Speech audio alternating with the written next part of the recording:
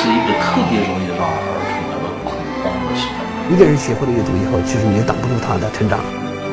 教师不是一个卖矿泉水的人，教师应该是一个纵火者。我们在农村义务教育的欠债之多远远还没有还清。一个学校能够自主招生、知识文凭，这个学校才有真正的自主权。所以现在所有的教育问题最后都通过教育这块。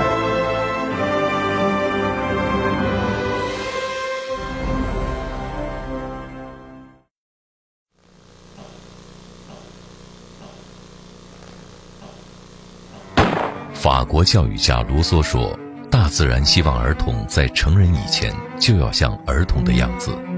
中国的老师和家长说，不要让孩子输在起跑线上。起跑线的那个终点就是那个功利的目标，考一个好大学，找个好饭碗。这非常荒唐，因为教育不是一个短跑，教育是一个马拉松，动不动就成功，成功就是一粒毒药。很多儿童是类似的起跑线上，是赢在起点，输在终点。其实教育的一个最重要的任务就是让人的本性健全的发展。对，实际上让他们有一个幸福的童年，这就是成功。幸福的童年就是心灵上不能有阴影。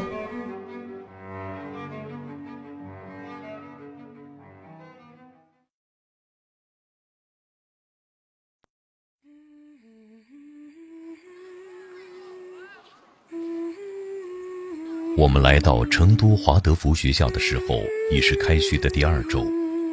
这是一所非主流的私立学校。2004年建校以来，每年都会有公立学校的孩子转学过来。最近几年，华德福教育在中国名声鹊起，更多的家长在排队，准备让自己的孩子进入这所收费不菲的学校。你最后一次在芳草小学考试考了多少名？第3名。第3名。全班第3名。对。你们班有多少孩子？42。好。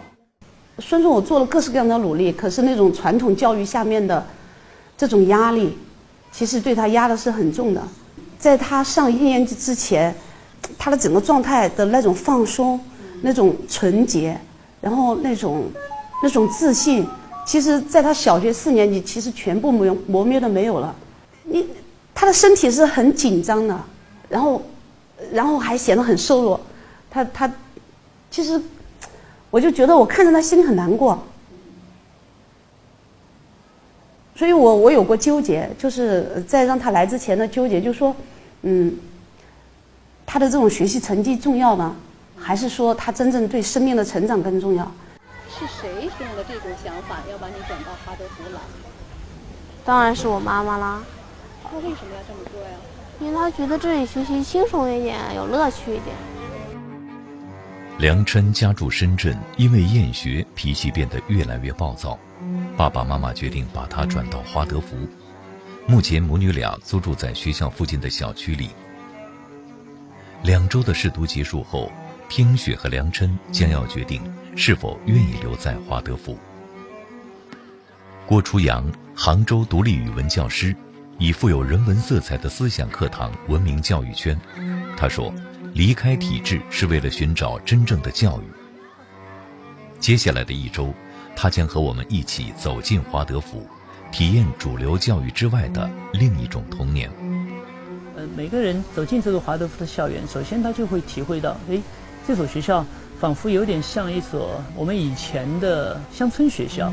那个池塘里面有一些动物，然后在校园的某个角落里面，他们还养了一些，有鸭子啊，有鹅啊。所以我走进来以后，我就在想，是不是华德福校园里的校长或者说他们的老师，他们就是在建设他们校园文化的时候，就非常重要的把人和自然人和环境作为第一个考虑。